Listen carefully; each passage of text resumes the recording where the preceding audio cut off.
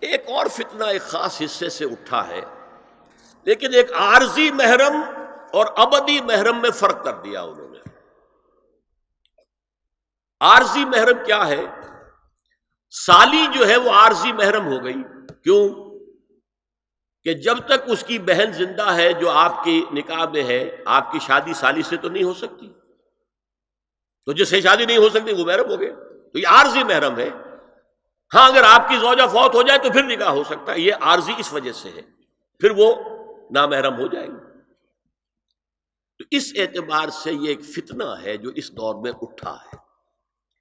محرم کوئی عارضی نہیں ہوتا، محرم وہی ہے جو ابدی محرم۔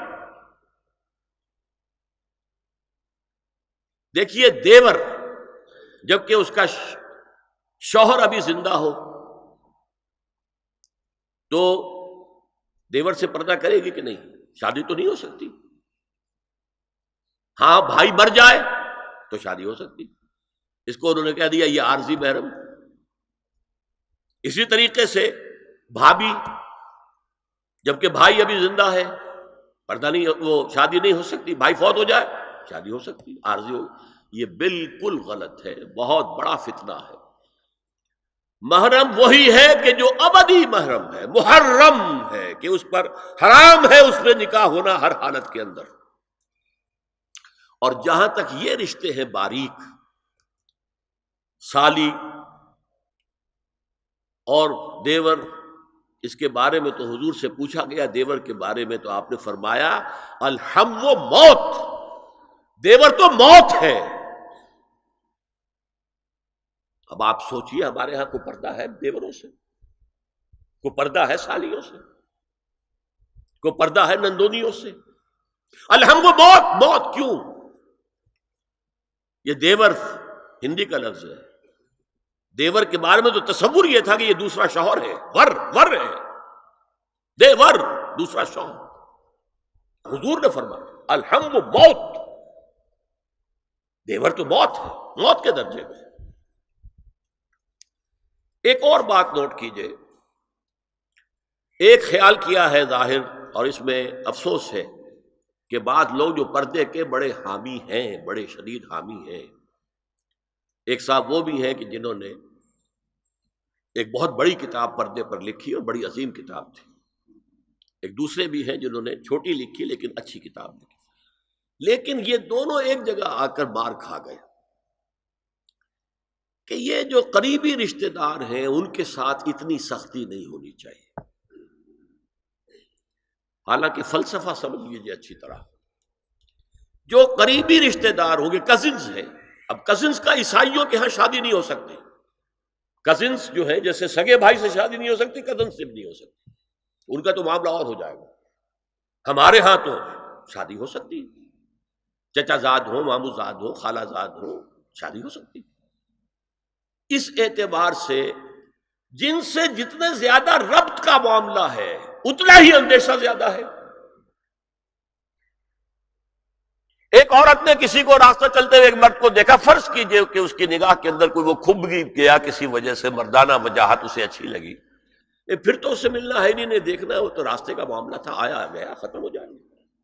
جو گھر میں آ جا رہے ہوں ان سے تو زیادہ پردے کی ضرورت ہے، کانٹیکٹ کے مواقع زیادہ ہیں، بات شروع ہوگی بڑھتی چلی جائے گی کانٹیکٹ کی وجہ سے۔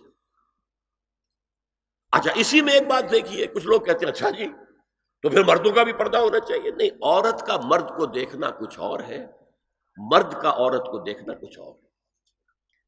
مرد کی فطرت میں گرے اقدام ہے، آگے بڑھ کر کچھ ہے حاصل کرنا، عورت کی فطرت میں بلکہ اس کا حسن اس میں ہے گریز، پیچھے ہٹنا، لہذا پردہ عورت کے لیے مرد کے لیے نہیں۔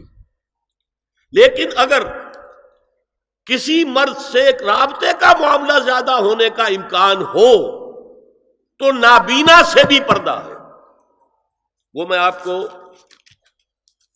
حضرت ام سلمہ اور حضرت میمونہ نبی صلی اللہ علیہ وسلم کے پاس بیٹھی تھی، اتنے میں حضرت ابن ام مکتوم آ گئے۔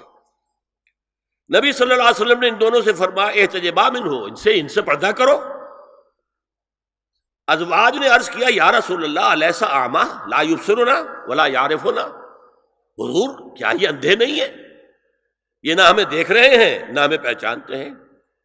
فرمایا افعمدایان انتما، کیا تم دونوں بھی اندھی ہو؟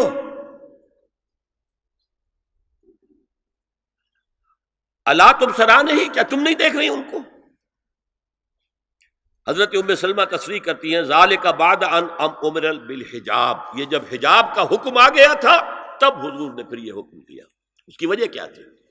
حضرت عبداللہ ابن مکتوم کا گھر میں آنا جانا تھا، تو اگرچہ اندھے ہیں لیکن یہ کہ یہ بار بار کا آنا جانا اس سے فتنے کا ایک دروازہ کھل سکتا ہے، اس دروازے کو بند کر دیا گیا. حضرت عائشہ کے پاس ایک نابینا آیا تو انہوں نے اس سے پردہ کیا، کہا گیا کہ آپ اس سے پردہ کیوں کرتی ہیں، یہ تو آپ کو نہیں دیکھ سکتا.